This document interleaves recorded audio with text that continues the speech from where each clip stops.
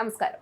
ഒരു രാഷ്ട്രീയക്കാരന് ഒരു ജനപ്രതിനിധിക്ക് കുറഞ്ഞപക്ഷം സമൂഹത്തിൽ മാതൃക ആയിരിക്കേണ്ട സ്വഭാവ സവിശേഷതയെങ്കിലും ഉണ്ടായിരിക്കേണ്ടേ?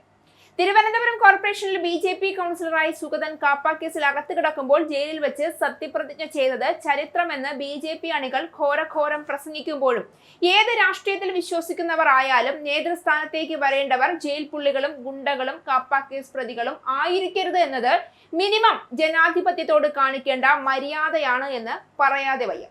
ജയിലിൽ കിടക്കുന്ന രാഷ്ട്രീയക്കാരെ അവർ ഏത് സ്ഥാനത്താണോ അതിന് മുഖ്യമന്ത്രി തന്നെയായാലും നീക്കം ചെയ്യണമെന്ന് വാദിക്കുന്ന, അതിനുവേണ്ടി ബിൽ പാസ്സാക്കാൻ പോകുന്ന മോദിയുടെയും അമിത്ഷായുടെയും വാലാട്ടികളാണ് ഇത്തരത്തിൽ നിയമം പോലും വളച്ചൊടിച്ചും കേന്ദ്രത്തിലെ പിടിപാട് വെച്ചും എളുപ്പത്തിൽ ജയിലിൽ വെച്ച് സത്യപ്രതിജ്ഞ ചെയ്യുന്നത് എന്ന് ഓർക്കണം. കാപ്പ കേസിൽ കരുതൽ തടങ്കലിൽ കഴിയുന്ന തിരുവനന്തപുരം കോർപ്പറേഷനിലെ വാഴോട്ടുകോണം കൗൺസിലർ ആർ സുഗതൻ വിയ്യൂർ ജയിലിൽ വെച്ച് സത്യപ്രതിജ്ഞ ചെയ്തു. വിയ്യൂർ ജയിലിൽ ലൈബ്രറി ഹാളിൽ നടന്ന ചടങ്ങുകൾ 5 മിനിറ്റ് നീണ്ടു. സത്യപ്രതിജ്ഞാ ചടങ്ങുകൾക്ക് ശേഷം ഉദ്യോഗസ്ഥർ സുഗതനെ തിരികെ ജയിലിലേക്ക് കൊണ്ടുപോയി. ചൊവ്വാഴ്ച രാവിലെ 11-ന് ജയിൽ സൂപ്രണ്ട് ഓഫീസിൽ നടന്ന ചടങ്ങിൽ മേയർ VV രാജേഷും കോർപ്പറേഷൻ സെക്രട്ടറിയും പങ്കെടുത്തു. ഇഷ്ടദൈവങ്ങളുടെ നാമത്തിൽ സത്യപ്രതിജ്ഞ ചെയ്ത സുഗതനടക്കമുള്ള 20 BJP കൗൺസിലർമാരുടെ സത്യപ്രതിജ്ഞ നേരത്തെ ഹൈക്കോടതി റദ്ദാക്കിയിരുന്നു. വിവിധ ദൈവങ്ങളുടെയും ബലിദാനികളുടെയും പേരിൽ സുഗതനടക്കമുള്ള 20 കൗൺസിലർമാർ സത്യപ്രതിജ്ഞ ചെയ്തത് നിയമപരമല്ല എന്ന് വ്യക്തമാക്കി ഹൈക്കോടതി അസാധുവാക്കിയിരുന്നു. 19 കൗൺസിലർമാർ വീണ്ടും സത്യപ്രതിജ്ഞ ചെയ്തുവെങ്കിലും സുഗതന് അതിന് കഴിഞ്ഞില്ല. നിശ്ചിത സമയത്തിനുള്ളിൽ പുനഃസത്യപ്രതിജ്ഞ ചെയ്തില്ല എങ്കിൽ അംഗത്വം നഷ്ടമാകുമെന്ന ഘട്ടത്തിലാണ് BJP കോടതിയെ സമീപിച്ചത്. കാപ്പ നിയമപ്രകാരം കരുതൽ തടങ്കലിൽ കഴിയുന്ന പ്രതിയെ പുറത്തുവിടാനാകില്ല എന്ന് ചൂണ്ടിക്കാട്ടിയാണ് തിരുവനന്തപുരം കോർപ്പറേഷൻ കൗൺസിലർ ആർ സുഗതന് ജയിലിൽ സത്യപ്രതിജ്ഞ ചെയ്യാൻ സൗകര്യമൊരുക്കാൻ ഹൈക്കോടതി നിർദ്ദേശിച്ചത്. തൃശൂർ വിയ്യൂർ ജയിലിൽ സത്യപ്രതിജ്ഞയ്ക്ക് സൗകര്യമൊരുക്കാമെന്ന് പ്രോസിക്യൂഷൻ ഡയറക്ടർ ജനറലും അറിയിച്ചു. മേയർ VV രാജേഷിനും അനിവാര്യമായ ഉദ്യോഗസ്ഥർക്കും ജയിലിനുള്ളിൽ പ്രവേശിക്കാമെന്ന് കോടതി വ്യക്തമാക്കിയിരുന്നു. ജനാധിപത്യത്തിൽ ഒരു ജനപ്രതിനിധി വെറും ഒരു വ്യക്തിയല്ല, സമൂഹം വിശ്വാസമർപ്പിച്ച് പൊതുജീവിതത്തിലേക്ക് അയച്ച ഒരു പ്രതിനിധിയാണ്.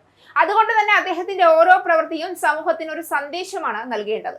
ജയിലിനുള്ളിൽ നിന്ന് സത്യപ്രതിജ്ഞ ചെയ്യേണ്ട സാഹചര്യം നിയമപരമായി അനുവദിക്കപ്പെട്ടതാണെങ്കിൽ പോലും അതിൽ സാമൂഹിക പ്രതിഫലനത്തെക്കുറിച്ച് ഗൗരവമായി ചിന്തിക്കേണ്ടതുണ്ട്. നിയമം ഒരു അവകാശം നൽകുന്നു എന്നതും സമൂഹം ഒരു മാതൃക പ്രതീക്ഷിക്കുന്നു എന്നതും 2 വ്യത്യസ്ത കാര്യങ്ങളാണ്. കോടതിയുടെ ഉത്തരവ് നിയമപരമായ അവകാശം സംരക്ഷിക്കുന്നതാകാം, പക്ഷേ പൊതുജീവിതത്തിന്റെ ധാർമ്മികതയെക്കുറിച്ചുള്ള ചോദ്യങ്ങൾ അതുകൊണ്ട് മാത്രം ഉത്തരം ലഭിക്കുന്നവയല്ല. ഒരു പ്രതിനിധി ജയിലിൽ കഴിയുന്നതിനിടെയാണ് സത്യപ്രതിജ്ഞ ചെയ്യേണ്ടി വരുന്നതെങ്കിൽ അത് ആഘോഷിക്കേണ്ട സംഭവമല്ല, മറിച്ച് നമ്മുടെ രാഷ്ട്രീയ സംസ്കാരത്തോട് സമൂഹം ചോദിക്കേണ്ട ഒരു ചോദ്യമാണ്. കുട്ടികളും യുവാക്കളും രാഷ്ട്രീയത്തെ നോക്കി പഠിക്കുന്ന കാലഘട്ടത്തിലാണ് നാം ജീവിക്കുന്നത്. അപ്പോൾ അവർക്ക് ലഭിക്കുന്ന സന്ദേശം എന്താണ്? അധികാരവും ജനവിധിയും ഉണ്ടെങ്കിൽ ഏത് സാഹചര്യവും സാധാരണമാണെന്ന ധാരണയാണോ വളരേണ്ടത്? അതോ പൊതുപ്രവർത്തകർ ഉയർന്ന ധാർമ്മിക നിലവാരം പാലിക്കണമെന്ന ബോധ്യമാണോ സമൂഹം വളർത്തേണ്ടത്?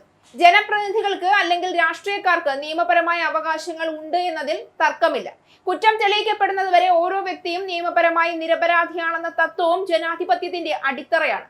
എന്നാൽ അതോടൊപ്പം പൊതുജീവിതത്തിൽ പ്രവർത്തിക്കുന്നവർ സാധാരണ പൗരന്മാരെക്കാൾ ഉയർന്ന ധാർമ്മിക ഉത്തരവാദിത്വം ഏറ്റെടുക്കേണ്ടവരുമാണ്. നിയമത്തിന്റെ ഏറ്റവും കുറഞ്ഞ മാനദണ്ഡം പാലിക്കുന്നത് മാത്രം പോരാ, സമൂഹത്തിന്റെ വിശ്വാസം നിലനിർത്തുന്ന ഉയർന്ന മാതൃകയും അവർ കാത്തുസൂക്ഷിക്കേണ്ടതുണ്ട്. ഇന്ന് രാഷ്ട്രീയ എതിരാളികൾ പരസ്പരം കുറ്റപ്പെടുത്തുന്നതിൽ സമയം ചെലവഴിക്കുമ്പോൾ നഷ്ടമാകുന്നത് ജനങ്ങളുടെ രാഷ്ട്രീയ വിശ്വാസമാണ്. ജയിലിൽ നിന്നുള്ള സത്യപ്രതിജ്ഞ ഒരു നിയമ നടപടി ആയിരിക്കാം, പക്ഷേ അത് നമ്മുടെ ജനാധിപത്യത്തിന്റെ അഭിമാന നിമിഷമാണെന്ന് വിശേഷിപ്പിക്കാനാകുമോ എന്നത് സമൂഹം ആത്മപരിശോധന നടത്തേണ്ട വിഷയമാണ്. കാരണം ജനാധിപത്യം നിയമത്തിന്റെ അക്ഷരങ്ങളിൽ മാത്രം ജീവിക്കുന്നതല്ല, പൊതുജീവിതത്തിന്റെ മൂല്യങ്ങളിലും രാഷ്ട്രീയ സംസ്കാരത്തിലും ജനങ്ങളുടെ വിശ്വാസത്തിലുമാണ് അത് നിലനിൽക്കേണ്ടത്. അതിനാൽ ഇത്തരം സംഭവങ്ങളെ ഒരു പാർട്ടിയുടെ വിജയമായോ പരാജയമായോ മാത്രം കാണാതെ നമ്മുടെ രാഷ്ട്രീയത്തിന്റെ നിലവാരത്തെക്കുറിച്ചുള്ള മുന്നറിയിപ്പായി കാണേണ്ട സമയം കൂടിയാണിത്. സമൂഹത്തിന് മാതൃകയാവേണ്ടവർ നിയമപരമായി ശരിയായ വഴിയിലൂടെ മാത്രമല്ല, ധാർമ്മികമായും മാതൃകയാവുന്ന പെരുമാറ്റത്തിലൂടെയാണ് ജനങ്ങളുടെ ബഹുമാനം നേടേണ്ടത്.